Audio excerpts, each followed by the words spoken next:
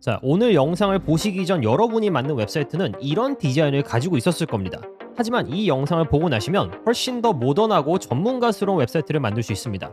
이 바이브 코딩의 비밀을 바로 알려드리겠습니다. 자, 제 영상에서 소개시켜드리고 난 후에 많은 분들이 이 안티 그래비티를 사용해서 바이브 코딩을 하셨을 겁니다. 기존의 커서나 윈드서프보다도 안티 그래비티가 좋은 이유는 여러분들도 아시다시피 제미나이 3 프로 그리고 나노 바나나 프로가 합쳐져서 정말 미친 성능을 끌어내기 때문입니다. 오늘 보여드린 이 웹사이트도 바로 그 성능을 이끌어내서 만들 수가 있었는데요. 이런 성능을 이끌어내기 위해서는 사실 3가지 세팅이 필요하긴 합니다. 그래서 차근차근 따라가면서 진행을 해보도록 하겠습니다. 자, 우선 첫 번째, 아마 많은 분들이 그냥 단순하게 프롬프트를 입력을 하셨을 겁니다. 혹은 심화된 프롬프트 가이드를 사용해서 조금 더 구조화된 프롬프트를 입력하는 정도로만 바이브 코딩을 진행을 하셨을 겁니다. 자, 그런데 바이브 코딩에서는 이 컨텍스트라는 친구가 대단히 중요합니다. AI가 뭐를 알고 있느냐에 따라서 결과물이 천차만별인데 어떻게 해야지 이 AI한테 컨텍스트를 전달할 수 있을까 고민한 결과 솔루션이 당연히 있습니다. 바로 컨텍스트 7이라는 MCP 서버를 활용하는 겁니다.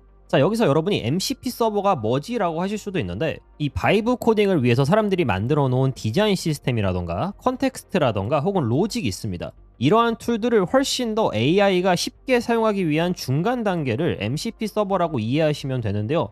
물론 당연히 더 복잡한 테크니컬한 설명이 있습니다. 근데 저는 일반인들이 이해하기 쉽게 설명을 드리는 겁니다. 그래서 해당 MCP 서버를 사용해서 내가 컨텍스트를 불러올 수도 있고요. 내가 MCP 서버를 활용해서 디자인을 불러올 수도 있습니다.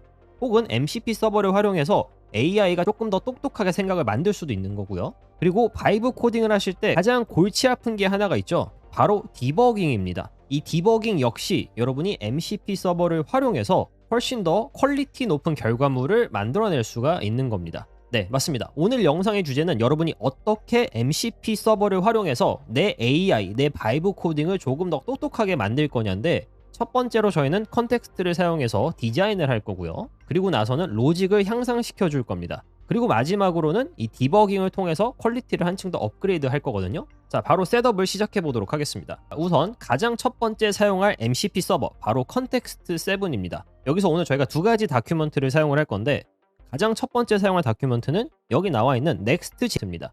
저희가 오늘 만들 웹사이트의 가장 큰 틀이 될 거고요. 그리고 만틴이라는 걸 사용할 건데 이건 뭐냐면 여러분이 Next.js를 활용해서 웹사이트를 만들 때 디자인의 근간이 되는 시스템입니다. 그래서 영상 처음에 봤던 이런 투박한 디자인이 아니라 훨씬 더 세련된 디자인으로 웹사이트를 만드실 수가 있습니다. 자, 우선 사인인, 로그인을 해줄 거고요. 무료이기 때문에 구글이나 깃허브로 로그인을 해주시면 되겠습니다. 저는 구글로 로그인을 할 거고요. 자, 로그인이 완료가 되시면 여기에 API 키를 만들 수 있는 버튼이 있습니다. 해당 버튼을 눌러서 여러분이 이름을 입력을 하시고 만들기 버튼을 눌러주시면요, 이렇게 API 키가 생성이 됩니다. 그대로 복사를 해놓습니다. 이 창을 끄면 이 키를 다시 볼 수 없거든요. 그래서 복사를 해서 다른 곳에 적어 놓으시길 바랍니다. 자, 그리고 안티 그래비티를 돌아가서요, 우측에 에이전트 탭이 열려 있을 텐데 여기서 점점점 3개 표시 설정이거든요. 해당 설정을 누른 다음에 MCP 서버라는 탭을 눌러줍니다. 자, 그러면 MCP 스토어라고 해서 기본적으로 안티 그래비티가 제공하는 MCP 서버들을 확인할 수가 있어요. 이게 아까 말했던 바이브 코딩을 훨씬 더 업그레이드 시켜줄 수 있는 다양한 기능들입니다. 근데 저희가 오늘 추가할 기능들은 여기 있지 않고 따로 추가를 해야 됩니다. 그래서 우측에 보시면 조그맣게 Manage MCP 서버라는 글을 확인할 수가 있습니다. 여기를 클릭을 해주고요. 자, 그러면 지금 가운데에 MCP 서버를 관리할 수 있는 또 다른 패널이 보입니다. 제 영상을 처음 따라 하시는 분들이라면 혹은 기존에 MCP 서버를 설치를 안 하신 분들이라면 아무것도 안 나오는 게 정상이고요. 우측에 보시면 config 파일을 보는 이 버튼이 있습니다. 해당 버튼을 클릭을 하시면 여러분이 여기에 코드들을 적을 수가 있는데 제가 고정 댓글에 적어 놓을 거거든요. 고정 댓글을 확인하시고 그대로 붙여넣기를 해주시면 됩니다. 지금 여기 보시면 제 API 키를 넣어 놓은 걸 확인하실 수가 있습니다. 이 부분을 로그인했을 때 아까 여러분들이 만드셨던 API 키 있죠? 이거를 복사를 해서 이 부분을 바꿔주시면 됩니다. 자, 그리고 컨트롤 S를 해서 저장을 해볼게요. 여기를 다시 리프레시 버튼을 누르면 어떻게 되느냐? 네, 컨텍스트 7이라는 MCP 서버가 추가가 된 걸 확인할 수가 있습니다. 사용하는 방법도 되게 간단해요. 지금 저희가 컨텍스트 7이라는 MCP 서버가 있잖아요. 그러면 에이전트 탭에서 여러분이 원래 입력하고자 하는 프롬프트 앞에 컨텍스트 7에서 내가 원하는 다큐먼트들을 확인해서 뒤에 프롬프트를 실행을 해달라 라는 느낌으로 프롬프트를 입력하시면 됩니다. 자, 그런데 여기서 제가 바로 입력을 하지 않고 한 단계 더 업그레이드해서 입력을 해보도록 하겠습니다. 지금 저희는 바이브 코딩의 전체적인 그림 중에서 이 디자인과 컨텍스트만 셋업을 마친 상태입니다. 제가 두 가지가 더 필요하다고 했죠. 네, 바로 밑에 있는 로직도 필요하고요. 그리고 우측에 있는 디버깅도 필요합니다. 물론 디버깅은 저희가 코드를 다 만들고 난 이후에 할 예정이긴 하지만 사실 이 중에서 가장 중요한 게 디버깅입니다. 아무리 코드를 잘 만들어도 작동을 안 하면 쓸모가 없거든요. 그래서 가장 마지막에 이 디버깅을 알려드릴 예정이니까 꼭 영상 끝까지 시청하시기 바랍니다. 자, 그러면 두 번째 세팅, 이 로직을 해보도록 하겠습니다. 자, 많은 분들이 기억하실지 모르겠지만 이 AI 모델이 갑자기 업그레이드 된 이유가 기존의 패스트 모델들이 아니라 생각을 하는 띵킹 모델들이 나오면서부터였는데, 즉 무슨 말이냐면 AI가 스스로 생각하면 생각할수록 더 좋은 퀄리티의 결과물을 낸다라는 겁니다. 그리고 그런 행동을 강제하게 만드는 MCP 서버가 또 있는데, 바로 여기 보이는 이 Sequential Thinking MCP 서버를 활용을 하시면 그 행동을 강제할 수가 있습니다. 셋업하는 방식은 여기 코드가 있는데, 이 코드 역시 제가 고정 댓글에 달아두도록 하겠습니다. 이거를 그대로 복사를 해서요, 안티그래비티에서 아까 옵션에 MCP 서버 있죠, 여기서 다시 한번 Manage MCP 서버를 클릭을 해주시고 config 파일을 들어갑니다. 자, 그러면 저희가 추가를 해야 되잖아요. 자, 근데 이거를 제가 붙여넣기를 하면 여러분이 뭔가 비슷한 게 보이실 겁니다. 보면 MCP 서버가 위에 두 개 다 있고요, 그리고 그 밑에 이 서버가 하나씩 들어가 있는 형태입니다. 그래서 어떻게 추가를 해줄 거냐, 저희가 추가했던 서버 가장 뒤에 쉼표를 넣어주시고요, 엔터를 누른 다음에 안티그래비티가 너무나 똑똑해서 제가 뭘 하고자 하는지 이미 알고 여기에 가져왔거든요. 그래서 저희는 여기서 그냥 탭 버튼을 눌러주시면 자동으로 추가가 됩니다. 그리고 밑에 있는 건 지워주시면 되고요. 그리고 다시 한번 컨트롤 S를 눌러서 세이브를 하고 나가주면 저희가 새로 고침을 했을 때 컨텍스트 7 MCP 서버뿐만 아니라 이 Sequential Thinking MCP 서버도 추가가 된 거를 확인할 수가 있습니다. 자, 그러면 에이전트 탭에서 이제 어떻게 프롬프트를 입력을 해야 되느냐, 저희 프롬프트 마지막에 저희가 방금 추가한 이 Sequential Thinking을 사용해서 디테일을 놓치지 말고 만들어줘 라는 이 명령어 하나면 충분합니다. 그러면 스스로 모델이 이제 생각을 하면서 더 고퀄리티의 결과물을 뽑아내거든요. 자, 그래서 뭐다? 결과물을 만들기 전에는 여러분이 두 가지 MCP 서버를 활용을 해야 됩니다. 하나는 컨텍스트 7을 활용해야 되고요, 두 번째는 Sequential Thinking을 사용해야 됩니다. 사실 이 두 가지는 제가 이따가 소개해드릴 세 번째에 비하면 아무것도 아니긴 한데 그래도 중요합니다. 모델은 제미나이 3 프로로 만들어 놓고 해당 프롬프트를 실행을 시켜주도록 하겠습니다. 자, 그러면 현재 이 모델이 생각하고 있는 프로세스가 보이는데 MCP 툴들이 불려지는 게 보이죠? 그리고 띵킹을 통해서 여러 가지 생각을 복합적으로 하고 있는 모습도 확인할 수가 있습니다. 내 AI 모델이 어떻게 동작하는지 궁금하다 하시는 분들은 이 화살표들을 눌러서 확인을 하시면 되고요, 왼쪽에 해당 코드들이 만들어지고 있는 걸 확인할 수가 있습니다. 그래서 이 프롬프트가 끝날 때까지 여러분들이 읽어보시고 안티그래비티가 결과물을 만들 수 있게 어프로브를 계속 해주시면 됩니다. 자, 그리고 안티그래비티를 사용해서 만드시다 보면 가끔씩 이렇게 이미지를 만드는데 실패했다라는 메시지를 받으실 수도 있을 겁니다. 이것도 제가 웹사이트가 다 만들어지고 해결 방법을 바로 보여드리겠습니다. 자, 그리고 마지막에 내가 npm run 빌드를 해서 테스트를 하겠다라고 하시면 리젝트를 눌러주시면 됩니다. 자, 그러면 웹사이트가 어느 정도 다 만들어진 거거든요. 잘 만들어졌는지 테스트를 하기 위해서는 해당 폴더를 가서 cmd 명령어를 쳐주시고요, 여기서 개발자 서버를 열어주시면 됩니다. 그리고 만들어진 로컬 서버를 실행을 시켜주시고요, 지금 웹사이트가 만들어졌습니다. 근데 말씀드렸다시피 조금 빈약한 게 보일 텐데 이미지들이 제대로 생성이 안 돼서 사이트가 빈약해 보입니다. 물론 이렇게 컬러를 지정한다거나 혹은 용량을 바꾼다거나 이런 건 제대로 작동을 하고 있거든요. 카트를 넣었을 때 카트에도 제대로 들어가는 모습이고요. 그래서 이 이미지들을 어떻게 여러분이 해결할 수 있느냐, 안티그래비티에 오셔서 현재 여러분이 만든 웹사이트에 필요한 이미지들이 뭔지 리스트로 알려달라고 요청하는 겁니다. 어디에 필요하고 어떤 사이즈로 필요하고 그리고 각각 이미지마다 어떤 프롬프트로 생성이 가능한지 리스트를 알려달라고 입력을 합니다. 자, 그러면 제미나이가 각각 페이지들을 살펴보면서 어떤 이미지들이 필요한지 분석을 시작하거든요. 그리고 분석이 끝남과 동시에 어떤 이미지가 필요하고 어떤 프롬프트를 써야 되는지 이거를 리스트로 쭉 알려주기 시작합니다. 자, 그러면 여러분은 이거를 그대로 쭉 복사를 하신 다음에요, 제미나이를 가셔서 도구에서 이미지 생성하기를 활성화를 해주시고 방금 복사하신 이 모든 프롬프트들을 여기다가 입력을 해주시면 됩니다. 자, 그리고 엔터를 눌러주시면요, 이 모든 설정에 맞게 올바른 이미지들을 만들어 줄 겁니다. 그 결과 여러분이 바로 웹사이트에 사용할 수 있는 미친 디자인의 이미지들이 완성이 되는 걸 확인할 수가 있습니다. 이거를 그대로 다운로드 받아주시면 되거든요. 이미지가 다 완성이 되었으면 요거를 안티그래비티로 옮겨주시면 되는데요. 한 번에 이미지가 5개밖에 옮겨지지가 않거든요. 그래서 5개를 옮기고 이미지를 더 추가하겠다라고 입력을 하면 됩니다. 그리고 후발 주자들도 업로드를 대기를 해주시고요. 뭐 딱히 이미지들에 대한 설명을 하지 않더라도 이미 여기에 어떤 프롬프트로 만들지를 적어줬기 때문에 알아서 식별을 할 겁니다. 자, 그리고 나서는 알아서 업데이트를 해줄 거거든요. 참고로 이미지를 업로드 하실 때 여러분이 일일이 명령을 입력을 해주셔야 될 때가 있습니다. 자, 다 완료가 되었고요. 웹사이트를 가서 확인을 해보시면 이 이미지들이 성공적으로 들어간 걸 확인할 수가 있습니다. 훨씬 더 이미지가 있으니까 더 깔끔하게 변했죠.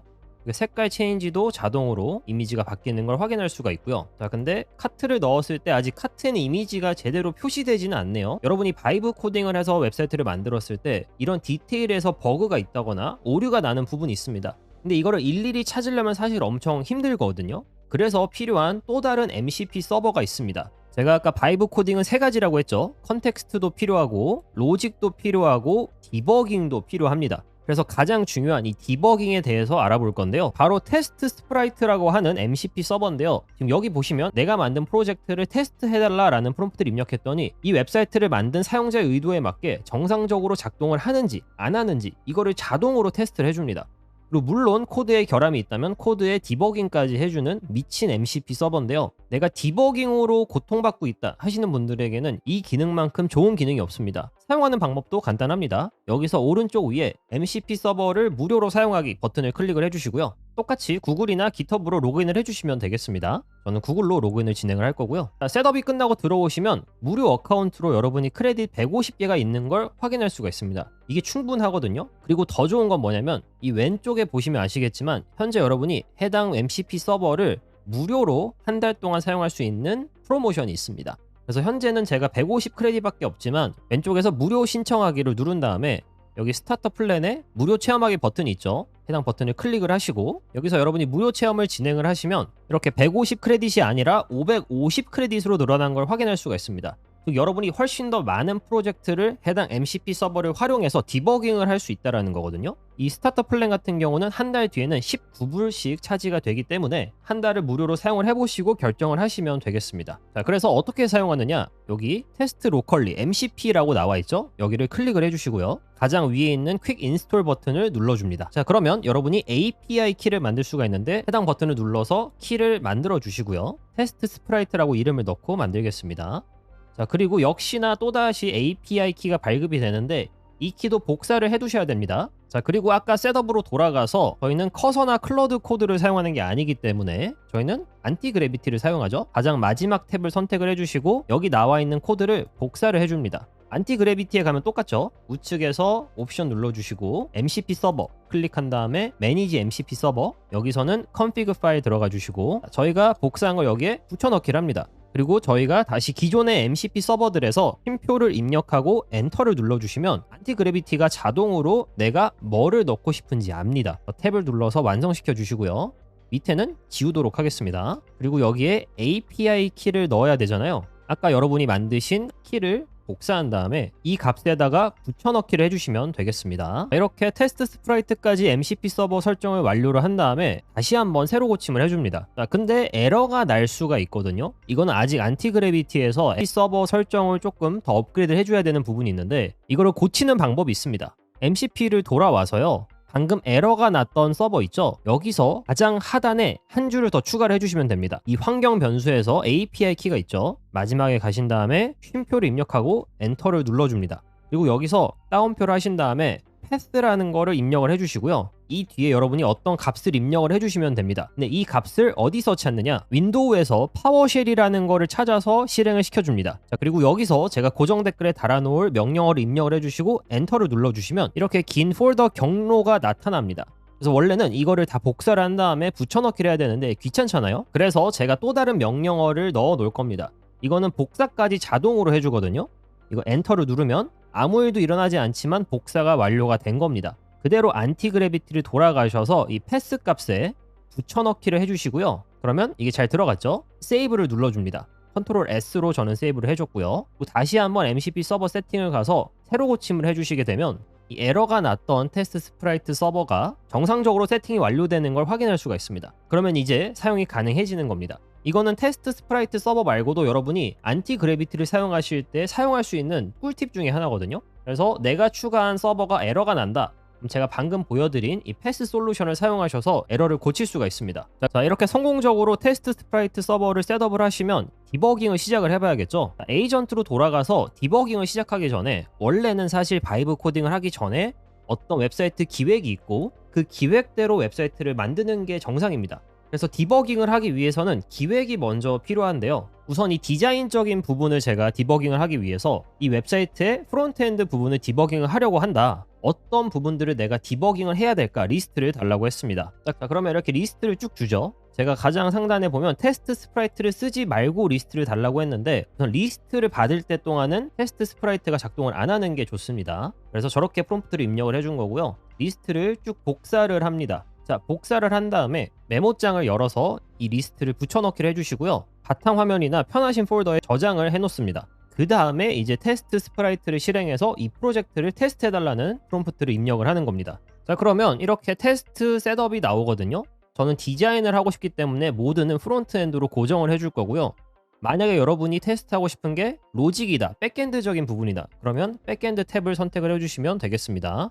저는 프론트엔드로 할 거고 전체 코드를 테스트하고 싶기 때문에 코드 베이스로 해줬고요. 쭉 내려가서 현재 개발 서버가 포트 3000에 되어 있기 때문에 건들지 않도록 하고 요 마지막에 프로덕트 스페시피케이션 닥이 있습니다. 바로 이곳에 저희가 만들어 놨던 텍스트 파일을 업로드를 해주신 다음에 컨티뉴 버튼을 눌러주시면 됩니다. 그럼 업로드가 석세스 됐고요. 확인을 눌러서 닫아주시면 안티 그래비티에서 이 테스트 스프라이트 서버가 작동을 하고 있습니다. 그래서 뭐 필요한 코드를 생성을 해준다거나 혹은 필요한 테스트를 써준다거나 이런 거를 다 자동으로 실행을 할 거거든요. 여기 왼쪽에 테스트 스프라이트 테스트라는 폴더가 새로 만들어진 걸 확인할 수가 있죠. 그리고 우리 프로젝트에 대해서 전체적인 코드 썸머리까지 만들어줍니다. 이걸 베이스로 이제 디버깅을 시작을 하는 거거든요. 자, 지금 우측에서 테스트가 진행이 되고 있다라고 하죠. 여러분이 테스트 스프라이트 웹사이트를 돌아가시면 실시간으로 해당 테스트가 진행이 되는 걸 확인을 할 수가 있습니다. 이게 전체 테스트가 작동하는데 시간이 좀 걸리거든요. 그래서 여러분이 다른 거를 하시거나 그래서 이 테스트가 진행되는 시간 동안 여러분이 다른 일을 하시다가 테스트가 다 끝나고 돌아오셔서 작업을 이어가시는 걸 추천드립니다. 테스트가 다 끝나고 나면 여러분이 직접 하나하나 눌러서 어떤 식의 테스트가 진행이 됐고 어떤 식의 결과물이 나왔는지 이렇게 영상으로 확인할 수도 있습니다. 지금 제가 실패했다고 나오는 건 이 레이아웃이랑 호버 이펙트인데 아무래도 로딩이 너무 빨리 돼서 안 된 게 아닌가 싶거든요. 한번 고쳐달라고 해보도록 하겠습니다. 그리고 어떤 식의 테스트가 진행이 됐고 실패했다면 왜 실패했는지 이런 모든 분석이 적혀있는 파일도 받아볼 수가 있습니다. 그래서 지금 이 실패한 테스트 있죠? 이거를 그대로 가져다가 이 부분을 해결해 달라고 프롬프트를 입력을 해줬고요. 결과물을 확인해보면 이렇게 호버 이펙트가 제대로 작동을 한다던가 제품을 카트에 넣었을 때 이 카트에도 이미지가 정상적으로 표시되는 등 여러가지 버그나 디테일이 업그레이드 된 걸 확인할 수가 있었습니다. 제가 디자인적인 부분이 가장 직관적이라 디자인으로 보여드렸지만 여러분이 이 테스트 스프라이트를 사용해서 결과물의 퀄리티를 올리고 싶으실 때는 백엔드 테스팅이 훨씬 더 강력할 겁니다. 그래서 한 달 동안 무료로 사용해볼 수 있으니까 꼭 사용해보시길 바랍니다. 네, 오늘 이렇게 총 3가지의 MCP 서버를 활용해서 조금 더 기존의 웹사이트보다 훨씬 더 고퀄리티의 웹사이트들을 만들어 봤는데요. 지금까지 내가 어떻게 하면은 좋은 웹사이트를 만들 수 있을까 고민을 하셨던 분들께 조금 도움이 되는 영상이었으면 좋겠습니다. 제 오늘 영상은 여기까지고요. 영상이 도움이 되셨다면 좋아요와 구독 그리고 알림 설정까지 부탁드립니다. 지금까지 성공지식 백과였습니다. 감사합니다.